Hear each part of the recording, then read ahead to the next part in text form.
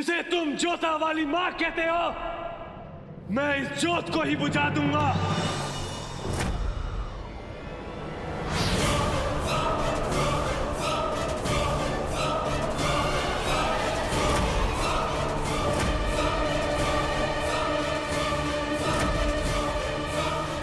रुक जाओ धर्मी।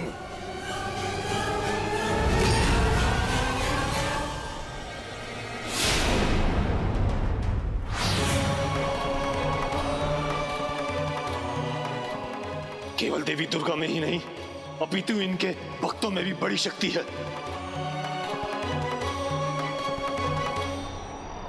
गिरधर, राधा कहाँ है? राधा?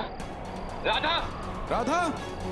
कान्हा भी दिखाई नहीं दे रहा। अवश्य राधा और कान्हा एक साथ होंगे। किंतु वो गए कहाँ? आप लोग चिंता मत कीजिए, मैं उस तरफ ढूंढता हूँ। हाँ, चलिए। आ जाओ।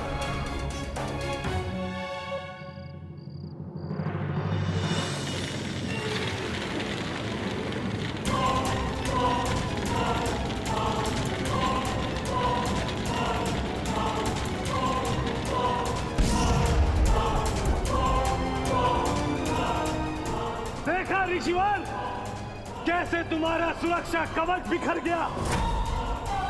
तुम्हें रक्त बीज की शक्तियों का तनिक भी अनुमान नहीं। मेरी एक फूंक से तुम्हारी माता की जोत बुझ जाएगी। उसके बाद पूरे ब्रजमंडल में नकारात्मक शक्तियां नृत्य करेगी, उत्सव मनाएगी।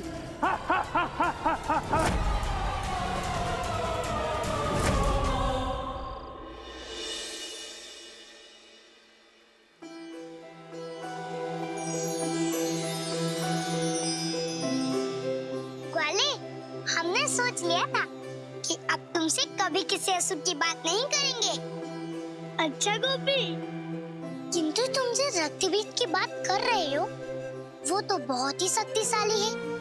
हमने सुना था कि यदि उसके रक्त का एक बूंद भी धरती पर गिर गया तो दूसरा रक्तबीज जन्म ले लेता है।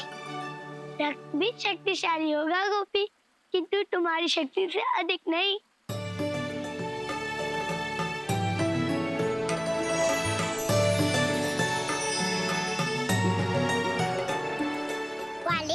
इस नवरात्रि में तुम्हें क्या हो गया है? बस तुम हमारी ही प्रशंसा किए जा रहे हो। किंतु तुम इस पेड़ के नीचे क्या कर रहे हो?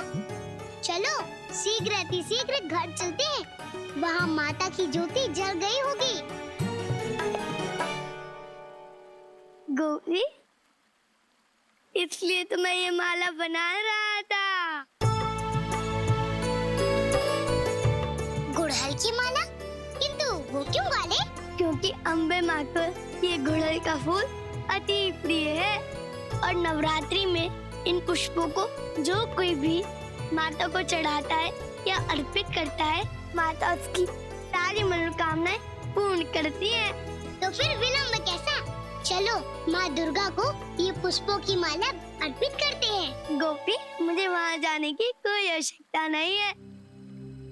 मेरे लिए तो तुम भी मेरी देवी शक्ति हो।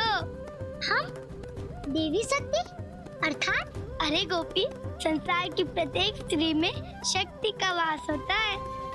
पापियों के लिए इस संसार की प्रत्येक स्त्री चंडी है और मेरे लिए तो तुम ही मेरी देवी शक्ति हो।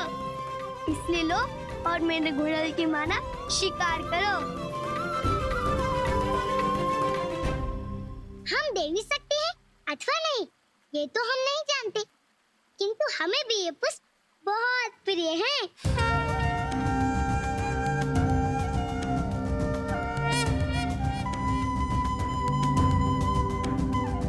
गोपी, तुम पर तो ये गुड़हल की माला अति सुंदर लग रही है। ऐसा लग रहा है कि साक्षात शक्ति ने ये पुष्प धारण किए हैं।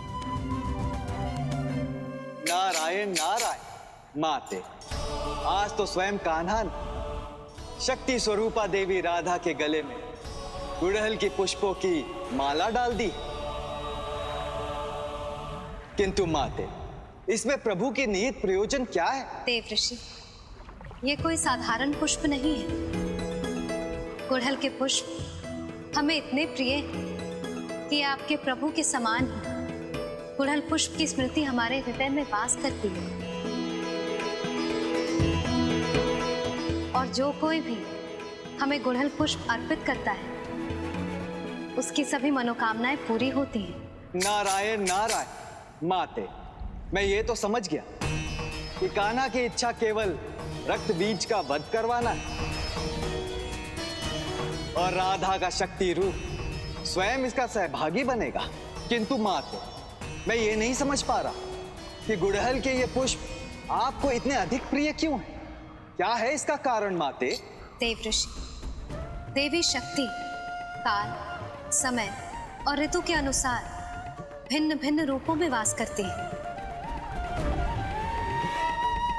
और एक बार वो ब्रह्मचारिणी रूप में तपस्या कर रही थी। इस रूप में देवी अहिंसा का पालन करती हैं और किसी पर भी शस्त्र नहीं उठाती।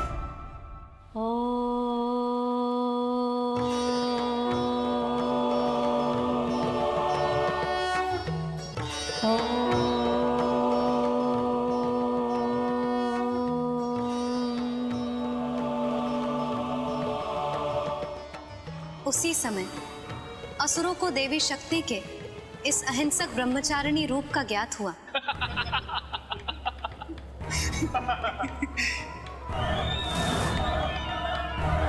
देवी ब्रह्मचारिणी, अपनी आंखें खोलो। आज हम सारे असुर तुम्हारी तपस्या से अति प्रसन्न हुए।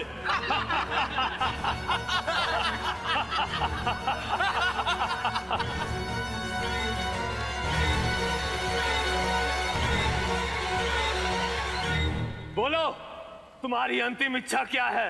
रक्त बीज, ये हमारा अहिंसक रूप है। अभी हम कोई हिंसा नहीं चाहते, इसीलिए तुम सब शांति पूर्वक यहाँ से चले जाओ।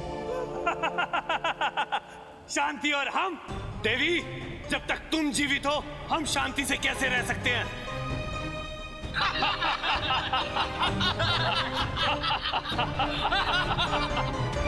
नारायण नारायण, उसके पश्चात क्या हुआ माते? देवऋषि, देवी ब्रह्मचारिणी के सम्मुख अत्यंत बड़ी दुविधा थी। यदि वे क्रोध करती या शस्त्र उठाती तो उनकी तपस्या भंग हो जाती। इसीलिए उन्होंने युद्ध ना करने का निर्णय लिया और वहां से अंतर्ध्यान होकर गुड़हल के वन में शरण ली।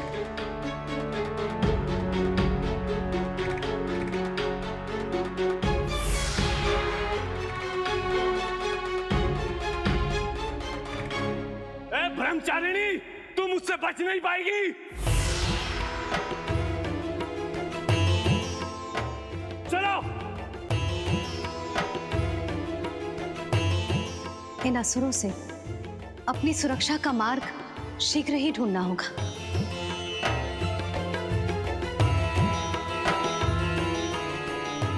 हे गुड़हल के पुष्प, मैं इस क्षण शस्त्र धारण नहीं कर सकती,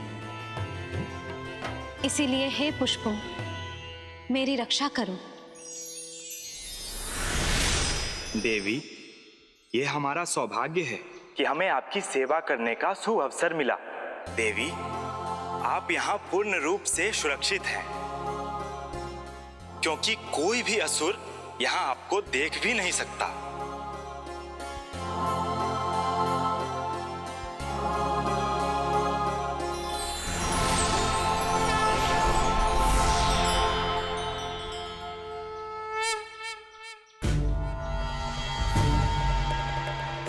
देवी, आज इस गुड़हल के वन को तेरे रक्त से लाल कर दूंगा। ढूंढो उस देवी को। वो देवी यहीं कहीं छुपी होगी। उस देवी का अंत करने का ऐसा सुअवसर हम खो नहीं सकते।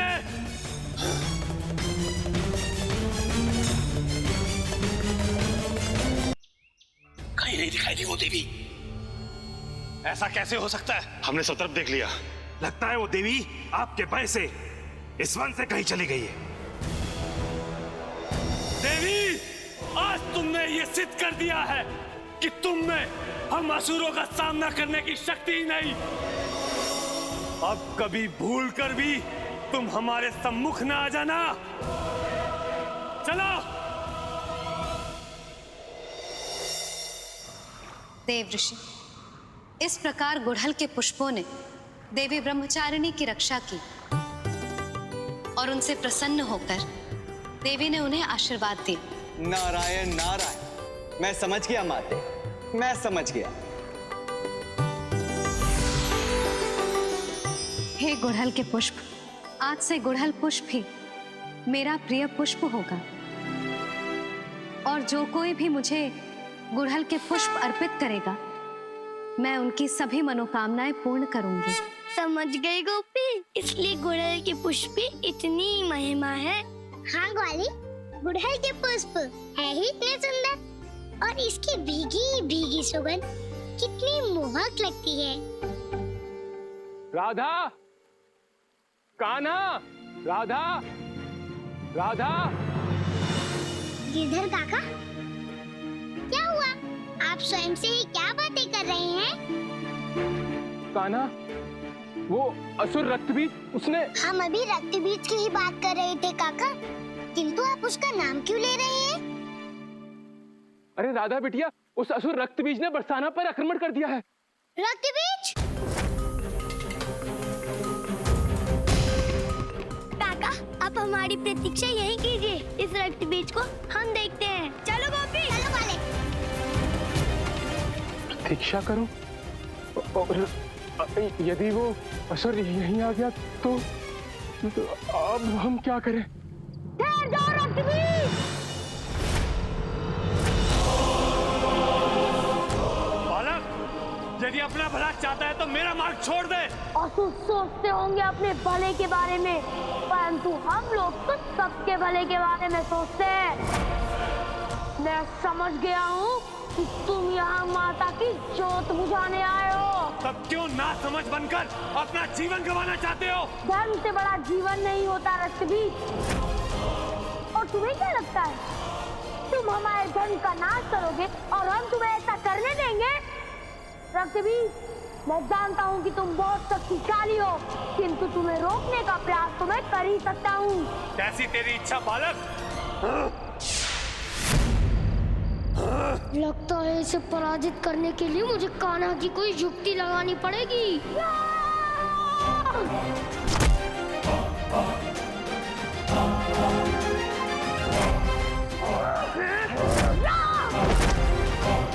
इस छोटे से बालक में इतनी शक्ति? यहाँ तो केवल विष्णु और शक्ति के ही अवतार थे, तो ये कौन अवतार है? रक्तबीज, दंड और मुंड पर प्रहार करने से मुझे कान्हा ने मना किया, क्योंकि उन्हें मुझे केवल रोकना था, किंतु तुम्हारे साथ मुझे क्या करना है वो मुझे कान्हा ने नहीं बताया।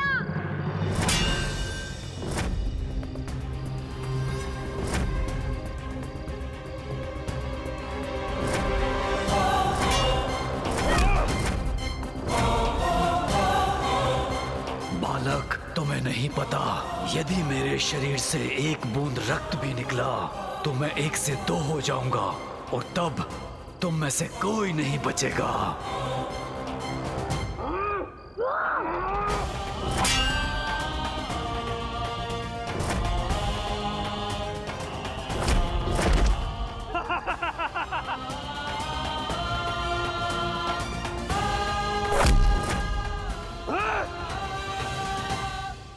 इनमें इतनी शक्ति ही नहीं कि रक्तबीज के शरीर से रक्त निकाल सके। अब मुझे दिखानी ही होगी इन्हें अपनी शक्ति।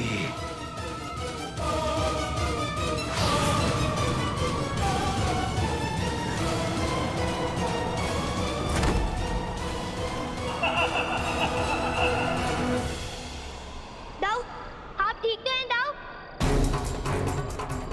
कान्हा, तुम्हें जो देखना चाहिए था वो तो तुमने देखा ही नहीं। मैं इस रक्त बीज का अंत बस करने ही वाला था। देखो, मैं अभी दिखाता हूँ।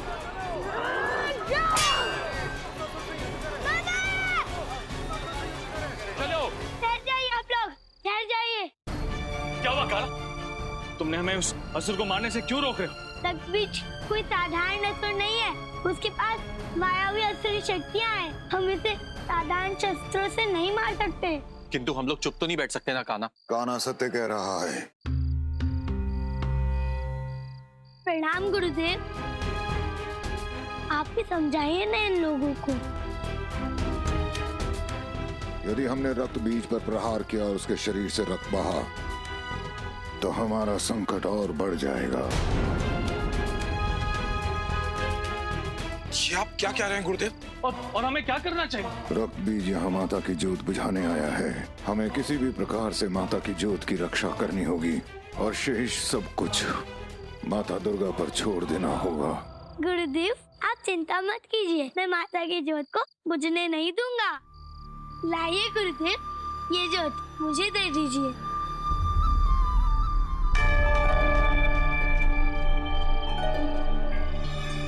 रक्त बीज, अब तूने बलराम को क्रोध दिला दिया है। अब मैं तेरी रक्त की एक एक बूंद को सुखा दूंगा।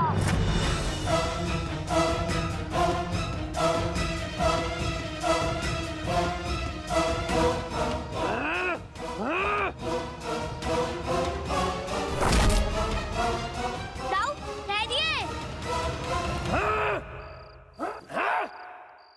नहीं कान्हा, इस असुर के कारण मेरे बल का बहुत अपमान हुआ है। अब मुझे मत रोको। दाऊ, अपमान तो तब होगा जब ये असुर हमारी माता की ज्योत को बुझा देगा, हमारा भी और हमारे धन का भी। तो तुम कहना क्या चाहते हो कान्हा?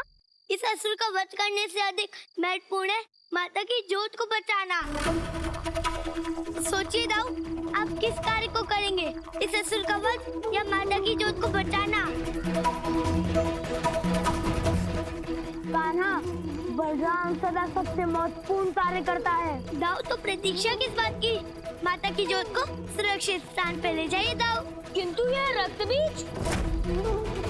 दाऊ, आप माता की ज्योत की रक्षा कीजिए, रक्त बीज को माता स्वयं ही दंड दे देंगी। ठीक है कान्हा।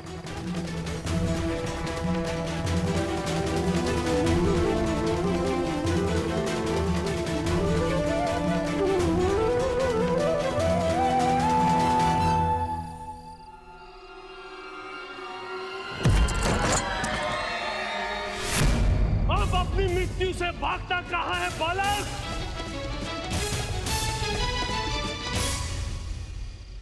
रक्त बीज, अब बाहर कहाँ रहे हैं? वो तो माता की ज्योत की रक्षा कर रहे हैं और जिस उद्देश्य से तुम आए थे वो तो असफल हो गया। अब तुम क्या करोगे रक्त बीज? ऐसा बालक, ये माता की ज्योत मुझे दे दे। इस तरह से भाग भाग कर मरने का क्या अर्थ है? जब तक दाऊ माता की ज्योत की रक्षा कर रहे हैं तब तक हमें माता से प्रार्थना करनी होगी कि केवल वही है जो रक्त बीज का अंत कर सकती हैं। इस कान्हा के कारण आजकल मुझे कितने असुरों के ताने सुनने पड़ रहे हैं। मैं तो इस रक्त बीज को मैं मुंह तोड़ उत्तर देता। अर्जुन, भीम, वो रक्त बीज बलराम के पीछे गया है। जाओ और बलराम की सहायता करो और किसी भी स्थिति में वो जोत रक्त बीज के हाथ नहीं लगनी चाहिए। क्या माता? जाओ पुत्रों।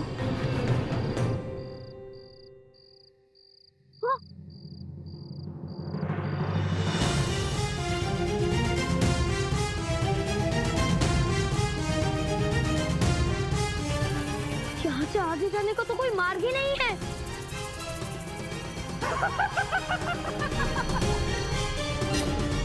पीछे आजा बालक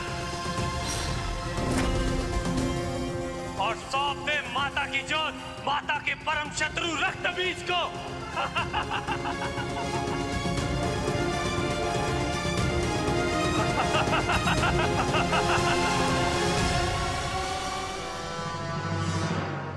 रुक जा रक्त बीज!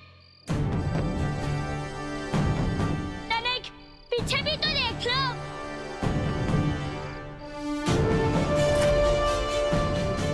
अब तुम दोनों ओर से घिर चुके हो रक्त बीज।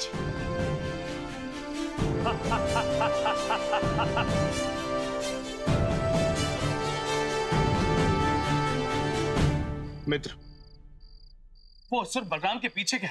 हो सकता है कि उसके प्राण संकट में हो। हमें जाके बलराम की सहायता करनी चाहिए। चलो मित्र, हम बलराम को इतने बड़े संकट में अकेला नहीं छोड़ सकते। पापा, दाऊ अकेले नहीं है, उनके साथ माता की ज्योत है और इसलिए रक्त बीज उनका कोई अहित नहीं कर सकता। कान्हा, हमें माता की शक्तियों पर पूर्ण विश्वास है, किंतु माँ भी उन्हीं की सहायता करती है जो स्वयं कर्म करते हैं। आपने सत्य कहा काका, और इस समय हमारा कार्य है शक्ति की आराधना करना, देवी दुर्गा को जागृत करना। लल्ला, ये तो क्या कह रहा है? हाँ मैया, क्योंकि रक्त बीज को रोकने का केवल यही मार्ग है। कान्हा सत्य कह रहा है नंदरानी, हम सब मिलकर भी रक्त बीज को रोक नहीं सकते, क्योंकि उसका वध केवल और केवल माता दुर्गा द्वारा ही संभव है। तो गुरुदेव, अब हम क्या करें? वैसे ही जैसे युगों पूर्व रक्त बीज का वध करने के लिए देवताओं ने माता का आह्वान किया था, हम भी अपनी भक्ति की शक्ति के द्वारा माता का आह्वान करेंगे। आइए सब लोग मिलकर माता की आराधना करें, केवल तभी माता हमारी रक्षा करेंगी। अम्बे माँ की जय, दुर्गा माता की जय। राता, अब जाइए, दाव के साथ मिलकर जोत की रक्षा कीजिए। मैं इस असुर को अपने तीरों से रोकता हूँ। वैसे भी ये मेरे तीरों से बच नहीं पाएगा। अर्जुन, जो भी दाव के मुग्गल से नहीं मरा, तो तुम्हारे तीर से क्या होगा? राता, आपको नहीं पता, कान्हा के साथ रह रहकर मैं भी एक धनुधर बन गया हूँ। मैंने अपने तीर से वर्षा करवाई है।